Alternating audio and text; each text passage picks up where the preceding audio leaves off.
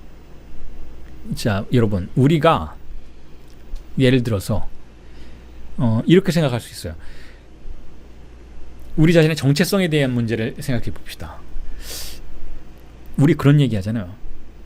우리가 어디 가서 어떤 나답지 않은 일을 했을 때, 혹은 어디 가서 나답지 않은 취급을 받았을 때, 우리 이런 얘기하죠. 뭐 예를 들어서 뭐 경찰서장이, 뭐 아니면 뭐 장관이, 뭐 정부의 고위 관료가 택시를 탔는데 술 한잔 한 거예요. 그런데 택시기사하고 말싸움이 난 거예요. 그때 거기서 좀 추태를 부리죠. 그러면서 이렇게 얘기하죠. 내가 누군지 알아? 이렇게 얘기하죠. 나 그런 사람 아니야? 이렇게 얘기하죠. 당신이 나한테 그렇게 막 할 수 있는 그런 사람 아니야? 라고 얘기하죠. 거기서는 좀 추태를 부리고 막 할 수 있는 사람처럼 굴었어요. 근데 원래는 일자가 뒤에 있다라는 거예요. 대단한 사람이란 일자가 있어요. 여기서는 술 취해서 조금 허우적거리고 있어도 나는 원래 그런 사람 아니야 라고 이야기할 수 있는 거죠. 자, 드러남과 있음의 문제가 제기될 수 있어요. 정체성의 문제에 대해서. 혹은 예를 들면 어젠가 뭐 퀴어 축제였잖아요. 지금 뭐 미 대사가 그 동성애자가 대사로 와서 우리나라 보수계가 난리가 났죠. 그런데 이 성적인 정체성의 문제에 대해서도 우리 이렇게 생각할 수 있어요. 어떤 사람이 자신이 동성애자라는 걸 알게 됐어요. 예를 들어서 한 남자인데 자기가 동성애자라는 걸 한 청소년이 문득 알게 된 거예요. 아, 내가 동성애자네? 그런데 남자이면서 남자를 사랑하는 그 존재의 일자는 없는 세계에 살고 있어요. 우리가 남자는 여자를 사랑하는 거야, 여자는 남자를 사랑하는 거야, 이런 개념들을 가지고 있다면 그걸 우리가 인정하고 그것이 남자의 존재이다, 그것이 여자의 존재이다라는 그 사고를 가지고 살아가는 세계에 살고 있다면 그 한 학생은, 그 남성은 자신이 남자인데도 남자를 사랑한다면, 그렇다면 그때는 이 학생이 정체성의 혼란을 겪을 뿐만 아니라 존재의 혼란을 겪는 거예요. 나라는 존재가 그럼 뭐야? 라고 생각하는 거죠. 존재의 문제에 대해서 나는 소외되어 있네? 그런 존재는 있나? 그런 존재가 있을 수 있을까? 라는 질문을 던지게 되는 거예요. 이 퀴어 축제 같은 건 그런 존재도 있다라고 주장하는 그런 투쟁과 행사인 것이죠. 그것도 존재다라는 거예요. 그것도. 그런 존재도 존재다라는 것이죠. 혹은 예를 들어서 제가 조금 전에 우리는 우리 자신을 무겁게 생각해야 한다, 우리 자신을 귀하게 생각해야 한다, 우리 자신을 중요하고 무겁고 어려운 존재로 생각해야 된다 라고 말씀을 드렸잖아요. 자, 그것에 반대되는 상황이 이런 거예요. 우리가 우연적인 존재처럼 느껴질 때, 그냥 뭐 요즘 유행하는 태어난 김에 산다 라는 말이 있잖아요. 그냥 우연히 사는 것처럼 느껴질 때, 우연히 그냥 우리는 그런 삶을 사는 것처럼 느껴질 때 정체성의 혼란이 오는 거예요. 혹은 우리 존재에 대한 질문이 던져질 수도 있는 것이죠. 내가 이렇게 살아도 되나? 라는 거예요. 자, 드러남의 현상은 드러날 때에는 내가 우연적으로 드러나 있는 것처럼 보이는 거죠. 뭐 엄마 아빠가 어떻게 낳겠지, 뭐 어떻게 살겠지, 우연적인 것처럼 보이는 거죠. 내가 나 자신의 드러남을 이렇게 관찰해 보니까 우연적인 거예요. 혹은 어떤, 예를 들어서 조금 전에 말씀드렸던 그 동성애자 사례에서는 그 동성애자가 자신을 이렇게 드러내는 걸 보니까, 스스로의 드러남을 보니까, 예를 들어서 동성애자라는 드러남이 계속 출현하고 있는 거예요. 어제도 동성애자였고 오늘도 동성애자인 거예요. 그러니까 이 드러남을 보면서 이 드러남에 대해서 다른 사람들이 뭐라고 얘기하는가 하면, 그건 병적인 거야, 그건 비정상이야, 어떻게 그럴 수가 있지? 이 드러남 자체가 한없이 우연적인 것처럼 보이는 거죠. 한없이 하찮은 것처럼 보이는 거, 사람들이 하찮은 것처럼 간주하는 거예요. 혹은 그 뒤에 예로 드렸던 그냥 태어난 김에 사는 한 주체는 자신을 스스로 하찮게 만들어요. 그냥 난 태어난 김에 살 거야, 나 어려운 것도 싫고 나는 그냥 뭐 이렇게 편안히 살래, 그냥 주어진 대로 살래, 뭘 질문을 던져. 그러니까 우연적인 걸 그냥 수용해 버리는 것이죠. 드러남의 영역에선 그런 것들이 발견될 수 있어요. 자, 그런데 우리가 철학의 근본 조건이 이렇게 드러남의 다수성인 걸 받아들여야 하는 부분이다라고 방금 말씀을 드렸지만, 또 하나의 근본 조건은, 선험적 조건은 그럼에도 불구하고 일자라는 게 있다라는 거예요. 일자. 그렇지만 그런 뒤에는, 그런 드러남의 다수성 뒤에는 뭔가가, 일자라는 게 있지 않을까? 뭔가 근본적인 하나가 있지 않을까? 라는, 일자라는 건 필연성이에요. 그 필연성이 있지 않을까? 라고 질문을 던져볼 수가 있는 것이죠. 존재가 그렇게 두 가지 차원에서 사유될 때 우리가 질문을 던질 수 있는 여지가 더 풍부해진다는 거예요. 다수적인 방식으로 우리는 드러나지만 우리의 드러남을 관찰할 때는, 이 프리젠테이션의 세계를 관찰할 때는 항상 다수적이에요. 그게 프리젠테이션의 세계가 일자적이라면 우리는 존재 질문을 던질 필요도 없어요. 그냥 다 진짜 존재이니까, 정말 확실하게 세계가 구성이 되는 것이니까 우리가 다른 질문을 던질 필요가 없죠. 그런데 이 드러남의 방식은 우리가 현실 경험에 나가면서 실제로 맞닥뜨리는 이 존재의 자기 현실은 항상 다수처럼 보여요. 다수적이라는 것은 우연적인 것이고, 다수적이라는 것은 파편적이라는 뜻이에요. 다수적으로 보인다라는 것이죠. 그때 우리가 질문을 던지는 것이죠. 이 다수 뒤에는 뭐가 있을까?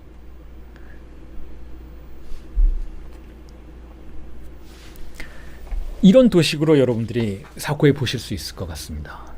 자, 드러남은, 프레정타시옹은 현시인 것인데, 그것은 동사적인 차원이에요. 역동 속에 있어요. 움직임 속에 있는 것이요. 이 세상이 작동하는 그 표면적인 모습이라는 거예요. 표면적인 모습은 막 역동적이고 다수적이고, 어제의 나가 오늘의 나 같지도 않고 뭔가 변화한 것 같고 그렇다라는 거예요. 자, 그런데 그 뒤에 만약에 이 드러난 것이 그냥 허상이 아니라면, 환상이 아니라면, 그 뒤에 뭔가 필연적인 것이 있다면 그 있음은 다수적인 것이 아니라 일자가 아닐까, 하나가 있는데 여러 가지 방식으로 등장한 건 아닐까라고 우리가 사유하게 된다는 거죠. 추정하게 된다는 것이죠. 그래서 우리는 사실은 시간의 순서를 역행하는 방식으로 그걸 추정하게 된다는 거예요. 다시 말해서, 자, 무언가가 원래 있었는데 우리에게 그것이 사후적으로 이렇게 다수적으로 드러나는 것이 아닐까. 근데 이게 시간적으로 역행하는 방식이라는 것은 왜 그런가 하면, 여러분, 사실상 우리는 드러난 것을 추론한 뒤에 그 기원을 가정하는 습성이 있기 때문에 그렇다라는 거예요. 자, 무언가가 드러났어요.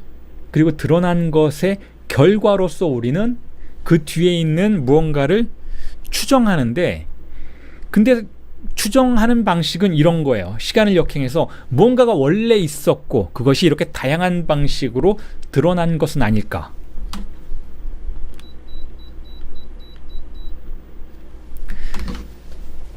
왜 그렇게 할까요? 왜 이렇게 우리는 드러나는 것은 다수적일지라도 그 뒤에 무언가가 일자로서 존재할까? 라고 기원을 자꾸 추적하려고 할까요? 그게 바디우가 그렇게 이해하는 것도 아니고 하이데거가 그렇게 이야기하는 것도 아니지만, 저는 이렇게 표현하고 싶어요. 강박증 때문이라는 거예요. 강박증 때문. 왜냐하면 우리의 사고는 실제의 공백을 견딜 수 없기 때문에 그렇다라는 것이죠. 강박증 때문에 우리의 사유는 그 근저에 무언가를 설정한다라는 거예요. 시간을 역행해서 그 기원적인 장소에 무언가 일자가 존재하리라라는 그 일자의 공간을 설정하는 습관이 존재한다라는 것이죠.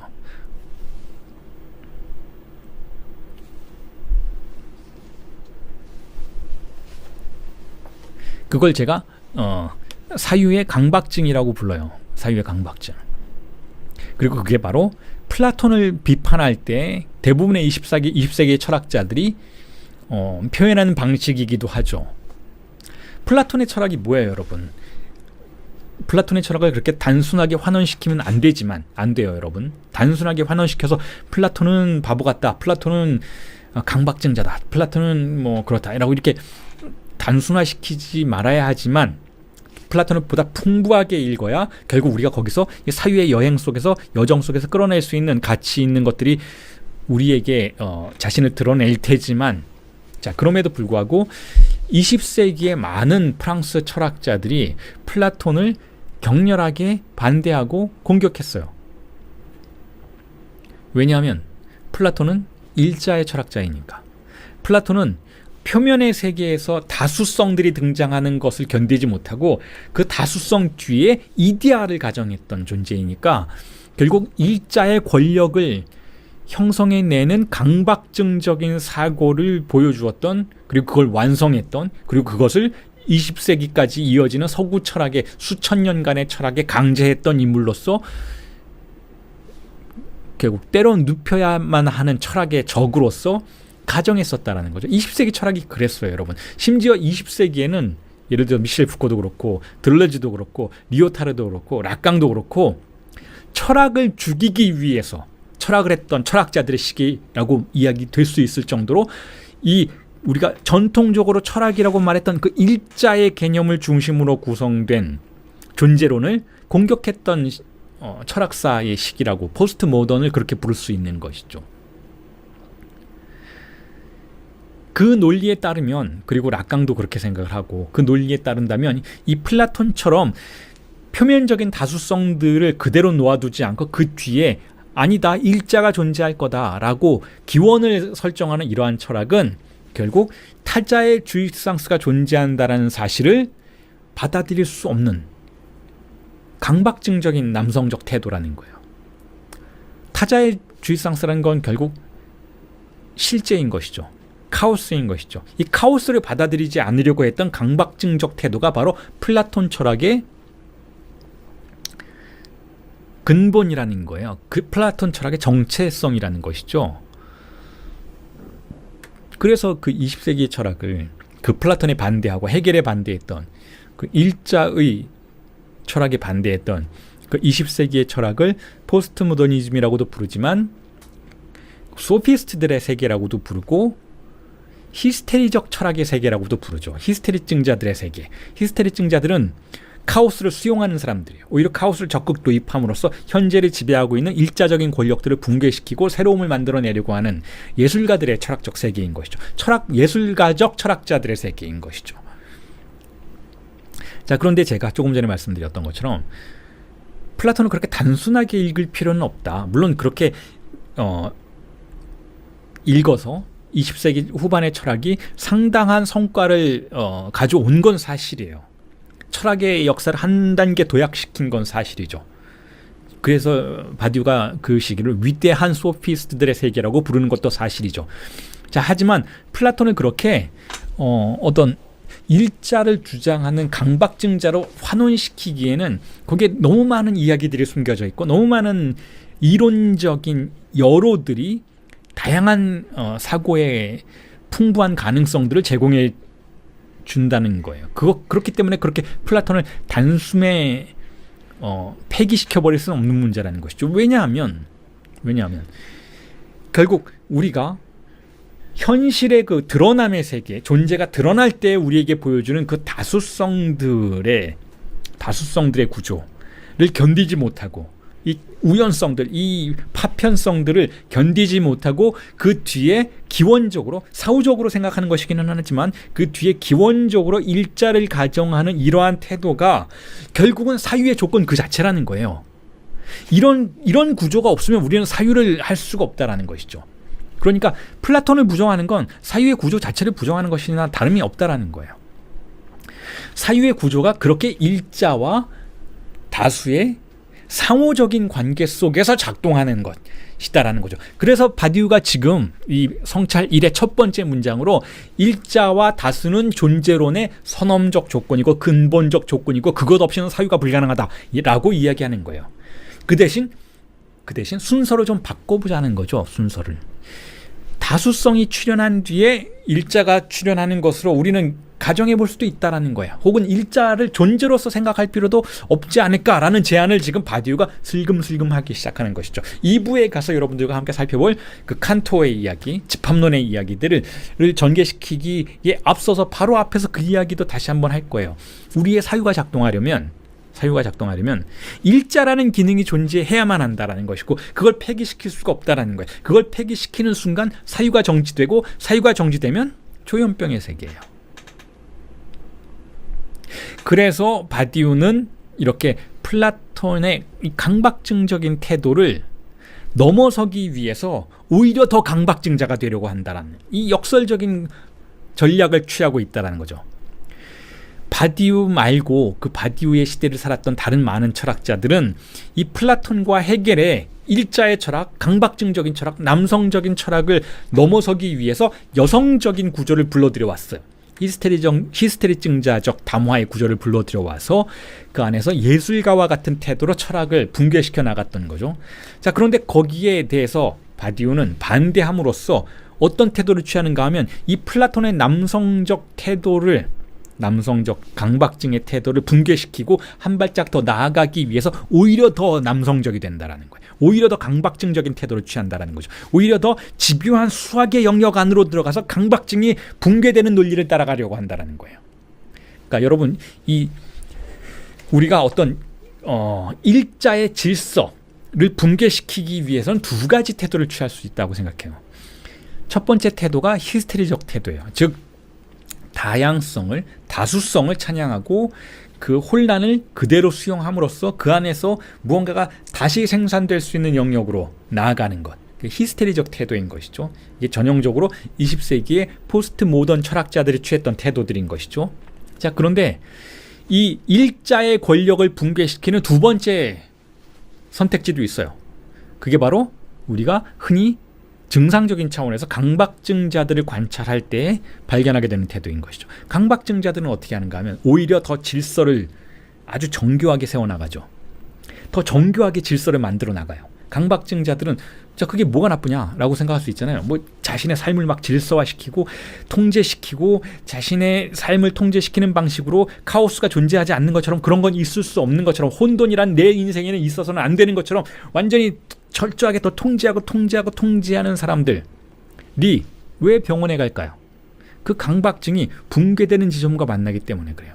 강박증이 붕괴되기 시작해. 강박증에 의해서 질서를 추구하는 사람들이 그 정점에 도달하면 그 추구하려는 노력 때문에 오히려 질서 자체가 붕괴되는 시점과 만나게 되는 것이죠. 그게 바로 20세기 수학이라고 바디우는 생각하는 거예요. 그래서 수학을 끌고 들어와서 강박증을 붕괴시키기 위해서 오히려 강박증을 선택하는 아주 특별한 전략을 취하는 게 바디우라는 것이죠. 바디우의 철학이 그래서 특별하다라는 거예요.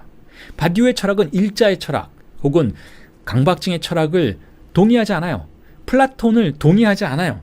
플라톤이 위대하다고 말하지만 플라톤의 어떤 부분이 위대한 것이지 플라톤의 전체적인 논지에 대해서 온전히 동의하지는 않아요. 플라톤을 다시 그래서 재해석하려고 하죠. 다시 태어나게 만들려고 하는 거예요. 플라톤을 있는 그대로 수용하지 않고. 자, 그럼에도 불구하고 그렇게 하기 위해서 플라톤을 다시 태어나도록 만들기 위해서 이 강박증자를 다시 태어나도록 만들기 위해서 플라톤의 강박증을 치료하는 것이 아니고 오히려 강박증을 더 가중시키는 거예요. 너 강박증자야? 그래 한번 당해봐라. 그리고 강박증을 더 얹어버리는 것이죠.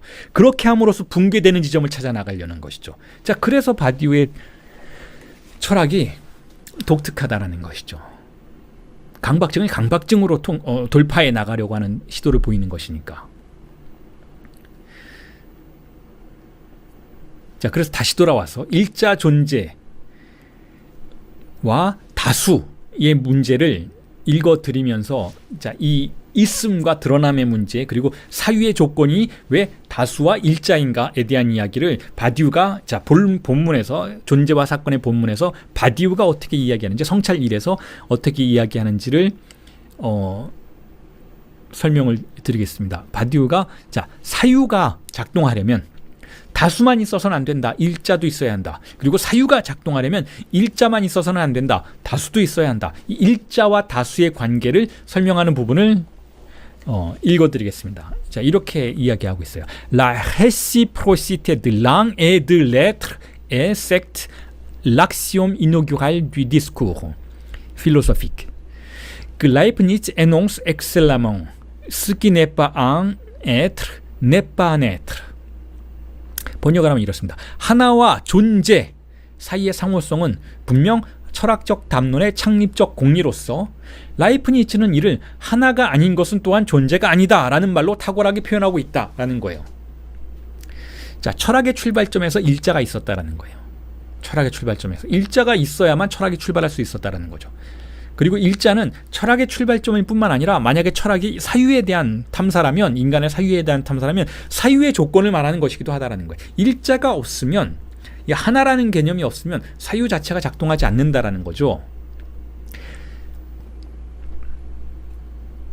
자, 이게 바로 이 파르메니데스에 대한 플라톤의 질문으로부터 시작되는 철학의 전통을 존재론으로 보고, 이 존재를 일자로 보는 관점인 거예요. 지금 조금 전에 말씀드렸던 철학의 전통의 시작은 일자에 대한 수용이다라는 것. 일자는 사유의 조건이고 근본 조건이다라는 것. 자, 이걸 인정하는 발언처럼 보이지만, 특히 플라톤이 그런 태도를 보이는 것처럼 보이지만, 바디우가 바라보는 이 일자가 철학의 근본 조건이다라는 이 태도는 전부가 아니라는 거죠.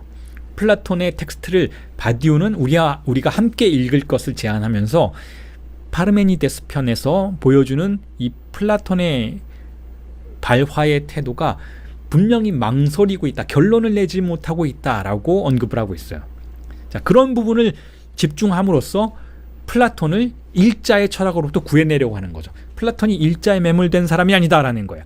사유의 조건과 존재의 조건을 연결시키려고 할 때에 발생하는 모순에 봉착하고 그 모순 앞에 서서 사유하려고 했던 철학자인 것이지, 일자의 단순 무식한 논리로 우리를 끌어들이려고 했던 철학자는 아니라는 것이죠. 자, 그 다음에 다시, 자, 일자가 만약에 사유의 조건이라면 그렇다면 다수는 뭐냐? 라고 이야기할 수 있잖아요. 거기에 대해서 바디우가 이렇게 이야기하고 있어요.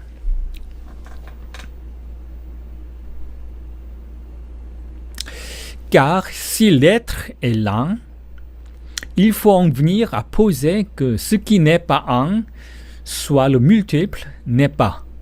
Ce à quoi la pensée répugne, puisque ce qui se présente est multiple, et qu'on ne voit pas qu'on puisse s'ouvrir un accès à l'être hors de toute présentation. Si la présentation n'est pas, y a-t-il encore sens à désigner comme être ce qui se présente? 번역을 하면 이렇습니다. 왜냐하면 만일 존재가 일자라면, 그러니까 존재가 일자라는 게 철학의 근본 태제였다라고 조금 전에 말했잖아요. 일자가 아닌 건 다수죠.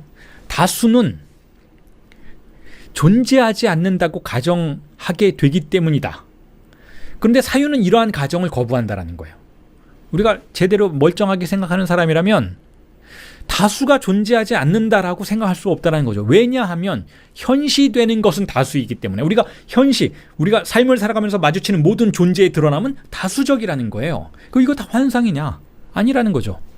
모든 현시의 외부에서 우리가 존재로의 통로를 개시할 수는 없는 것처럼 보이기 때문이라는 거예요. 만일 현시가 존재하지 않는다면 그렇게 자신을 드러내는 그것을 표지하는 게 무슨 의미인가라는 거예요. 그러니까 다시 말해서 여러분, 우리가 일상을 살아갈 때 만나는 모든 것은 존재가 자신을 현시하는 것들이잖아요. 여러분은 여러분 앞에 저의 존재를 현시하는 걸 보고 계세요. 경험하고 계세요. 자, 이런 현시들은 다수적이라는 거예요. 다수적이야. 제가 여러분 앞에 등장하는 방식은 관념적이 아니라는 거예요. 그런데 이렇게 자기 자신을 현시할 때 저라는 사람을 여러분들이 생각하면 하나의 이미지가 떠오르죠. 관념적으로 하나가 떠올라요. 대체로 그러실 거예요. 그러면 그건 일자일 수 있어요. 근데 이 다수적인 현시의 결론으로서 등장하는 일자인 것이죠. 자, 그러니까 만약에 조금 전에 이야기했던 것처럼 존재가 일자라면 다수는 존재가 아니라는 것인데, 자, 그것에 대해서 우리가 받아들일 수가 없다라는 거. 우리가 사유와 그걸 받아들일 수가 없다라는 거. 왜냐하면 현시하는 것 자체가 존재가 아니라면 그거 다 환상이란 얘기인데, 그런 거 다 환상으로 돌리고 나서 관념적으로 일자만 존재한다라는 사고방식이 무슨 의미가 있냐라는 것이죠. 우리 앞에 존재를 드러내는 그 다수성들이 만약에 존재하지 않는 것이라면, 자, 그럼 우리 사회가 받아들일 수 있는 그런 논제가 아니라는 거예요. 그걸 우리 받아들일 수 없다라는 거죠. 현실은 다 허상이야 라고 말한다는 것 자체가 우리의 사유가 받아들일 수 있는 문제가 아니라는 거죠. 왜냐하면 현실되는 건 다수이니까. 우리가 현실에서 경험하는 것은 존재의 드러남은 그 형식은 다수성이니까 그걸 없다고 말할 수 없다라는 거예요. 그래서 제가 예를 들어놨어요, 여러분. 농부가 있다고 쳐봅시다. 농부가 농사를 짓는 사람이죠. 농부가 있는데 농부라는 사람이 여름이 뭔지 알고 있어야 되잖아요. 그걸 모르면 큰일 나잖아요. 봄, 여름, 가을, 겨울 이거 뭔지 알고 있어야 되죠. 한 농부가 여름이 뭔지 모르겠어요. 그러면 농사를 어떻게 짓겠어요? 여름은 언제 시작해서 언제 끝나고 기온은 어느 정도 되고 이거 다 일자적인 관념들이에요. 그런데 이게 먼저 있었을까요? 아니면 경험이 먼저 있었을까요? 예를 들어서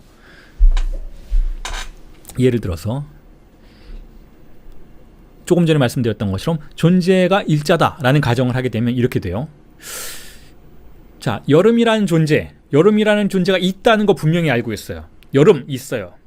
그리고 그걸 일자처럼 파악한다면 그거는 관념적으로 있는 거죠. 일자는 관념적인 거예요. 여러분 머릿속에 있는 것, 우리의 머릿속에 있는 것, 있다고 가정되는 것이죠. 모든 진짜로 있는 현시적인 것들의 너머에 기본적으로 있다라고 가정되는 것이죠. 여름이라는 게 관념적으로 있고 우리는 그것 때문에 여름이 뭔지 알고 있어요. 자, 그런데 진짜로 여름이 왔어요. 겨울에도 우리는 여름을 생각할 수 있잖아요. 여름은 그런 거야. 그러니까 여름을 대비하자. 여름에 뭔가 뭐 해야 되니까 농부가 그 씨앗을 심을 대비를 하자. 라고 겨울에 생각하는 거죠. 겨울이 당장 지금 눈앞에 없지만 우리는 그 겨울에 대한 관념과 일자를 가지고 있기 때문에 사유 속에서 여름을 생각하고 여름을 대비할 수 있죠. 그 다음에 여름이 왔어요. 여름이 왔는데 날이 더워졌죠. 뭐 비가 오기도 하고 뭐 매미가 울기도 하고 여름에 뭐 해충이 날아다니기도 해. 이게 다 여름의 관념 안에서 우리가 알게 되는 것들이에요. 그런데 이렇게 생각하는 거예요.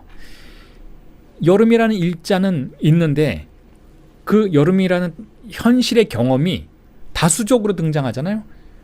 그러니까 매일의 여름이 똑같지가 않아요. 조금은 이번 여름은 좀 덜 덥네? 아니면 이번 여름은 너무 덥잖아. 한반도에서 이런 여름은 없었던 것 같은데 내 평생 이런 여름 없었던 것 같아. 너무 덥잖아. 그럼 이건 여름 아니야. 이게 다수성이니까 없는 거야. 이렇게 파악하면 여름은 아니니까 그날은 농사를 안 짓는 거예요. 나는 여름에만 농사를 지으려고 했는데 이 여름은 내가 모르는 여름이야. 다수성이야. 그러니까 이날은 여름이 아닌 거야. 그러니까 여름이 아니니까 나는 여름에 농사 짓는 사람이니까 이날은 농사를 안 짓는 거겠지? 라고 생각하는 그런 사람이 있을까요? 없죠. 오히려 거꾸로 우리가 추론해 볼 수 있어요. 거꾸로.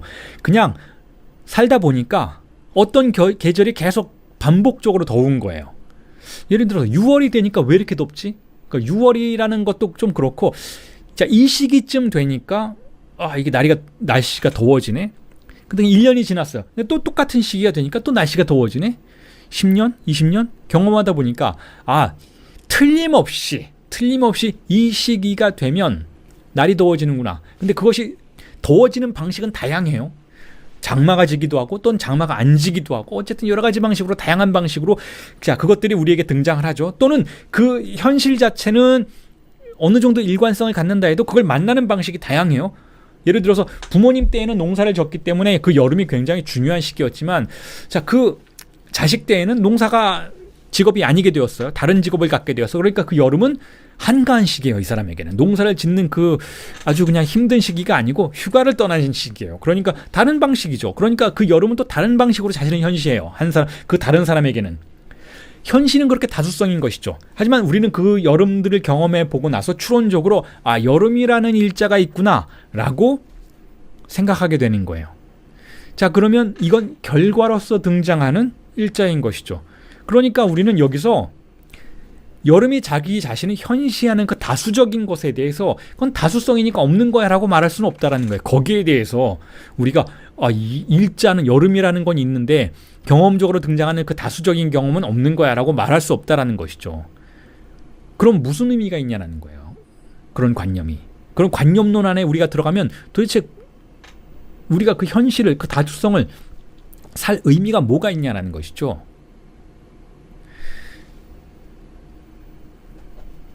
자, 그 얘기를 했다는 거예요. 그 얘기를. 그렇지만 그렇게 경험적인 것만이 전부다라고 얘기할 수가 없는 게 그럼에도 불구하고 그럼에도 불구하고 일자라는 개념이 있어야 우리는 또 여름을 생각할 수 있어요. 부모님이 농부이고 자식도 농부라면 그 부모님이 자식한테 가르쳐 주는 거죠. 농사를 어떻게 지어야 되는지. 그럴 때는 일자를 작용시켜야 돼요. 자, 여름이라는 게 있어. 여름이 올 거야. 너는 아직 여름을 잘 모르지. 하지만 여름이 올 거야. 그러니까 그 여름에는 이런 일들을 해야 돼 라고 말을 할 때에는 사유가 전달되는 것이잖아요. 자, 그럴 때에는 여름이라는 일자가 있어야 돼요. 여름이라는 하나의 기준이 있어야 이 아이에게 여름이 무엇인지를 설명할 수 있는 것이죠. 자, 그래서 바디우가 이렇게 이야기를 하고 있어요. 읽어드릴게요. Allanvex, si la présentation est, il faut que le multiple soit d'où résulte que l'être n'est plus réciprocable à l'un, et qu'il n'est pas requis de tenir pour un ce qui se présente, en tant qu'il est ce à quoi la pensée répugne, car la présentation n'est ce multiple qu'autant que ce qu'elle présente se laisse compter pour un. 번역을 하면 이렇습니다. 그와 반대로 만일 현시가 있다면 다수성이 있어야 하는데, 자, 현시라는 건 다수성이잖아요. 다수성이 있어야 하는데 여기서 도출되는 결론은 존재가 일자와 상호적이지 않다는 것이다 라는 거예요. 만약에 둘 중에 하나만 있어야 한다면 우리가 처음에는 일자가 있으면 현시가 없다, 다수가 없다 라고 이야기하고, 그런데 다수가 없다라면 결국 일자가 있는 게 무슨 의미가 있느냐. 자, 그 얘기를 했었잖아요. 근데 그 지금 반대 이야기를 하고 있어요. 알랑벡스 반대 이야기를 하고 있어요. 만일 현시가 있다면 현실은 다수성이니까 다수성은 있는 거예요. 그런데 여기서 도출되는 결론은 존재가 일자와 상호적이지 않다라는 거예요. 그러니까 다수성만 있고 다수성이 존재라면 일자는 존재가 아니라는 것이죠. 그러니까 존재와 일자가 상호적이지 않다라는 거예요. 그리고 존재하는 것으로서 자신을 현시하는 그것이 일자로 간주되도록 요구되지 않는다는 거예요. 존재하는 것으로서 자신을 현시하는 것이, 여름들이, 경험으로서 우리가 겪게 되는 여름들이, 자, 그것이 일자로 간주되도록 요구되지 않는다라는 거예요. 모든 여름이 똑같은 여름이라는 관념 속에 들어가지 않아도 된다라는 것이죠. 자, 그런데 사유는 이것에 대해서도 거부한다라는 거예요. 여름이 사유되려면 여름이라는 일자가 있어야 된다라는 거죠. 왜냐하면 현시는 그 자신이 현시하는 그것이 일자로 셈해지도록 하는 한에서만 다수이기 때문이다 라는 것이죠. 자, 여기서 꽁트 뿌앙 또는 꽁떼 뿌앙이라는 개념이 나오고 있어요. 즉 하나로 셈해진다 라는 개념이 나오고 있는 것이죠.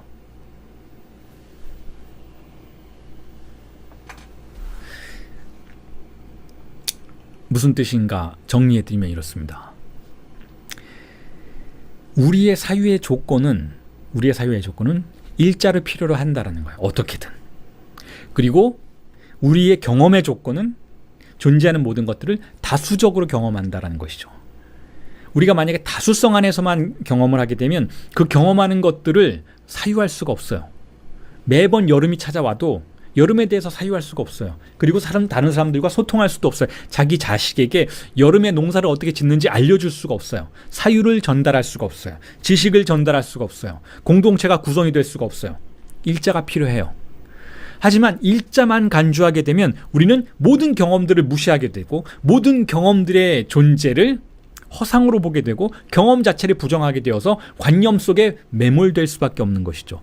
그러니까 우리가 사유하면서 존재하고 그 존재를 경험해 나가려면 일자라는 개념과 다수라는 개념을 상호적으로 작용하는 그러한 구조를 받아들여야 한다는 것이죠. 그러니까 일자와 다수라는 것 자체가 하나가 하나를 배척하는 개념이 아니라는 거예요. 둘은 다른 하나에 대해서 일자이고 또 다른 하나에 대해서 다수라는 거예요. 만약에 일자가 없다면 우리는 다수가 다수인지도 모른다라는 거죠. 그리고 다수가 없다면 우리는 일자의 세계를 경험적으로 추론낼 수가 없다라는 것이죠. 자, 그래서 이 문제를 해결하려는 거예요. 지금 고전 철학이 일자가 존재다 라고 가정을 함으로써 만나게 되는 역설들을 하나하나 짚어나감으로써 바디우는 이 둘 다 끌어들여야 한다라는 거예요. 사유의 체계 안으로 끌어들여서 존재론을 구성해내야 한다라는 것이죠. 그래서 이런 이야기를 하고 있어요. 이 부분을 이야기해드리면서 오늘 강의를 정리드리고 일부의 강의를 정리를 해드리겠습니다.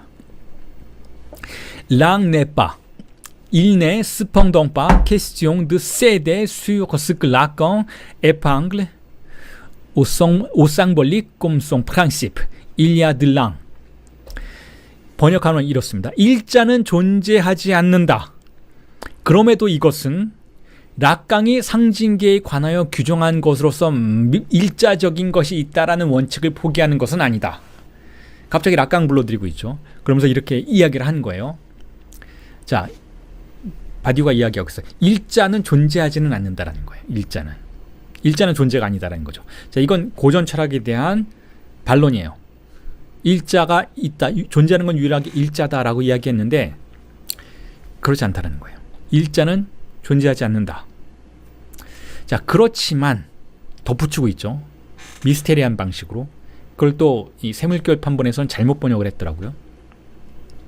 그럼에도 이것은 락강이 상징계에 관하여 규정한 것으로서 일자적인 것이 있다라는 원칙을 포기하는 건 아니다라는 거예요.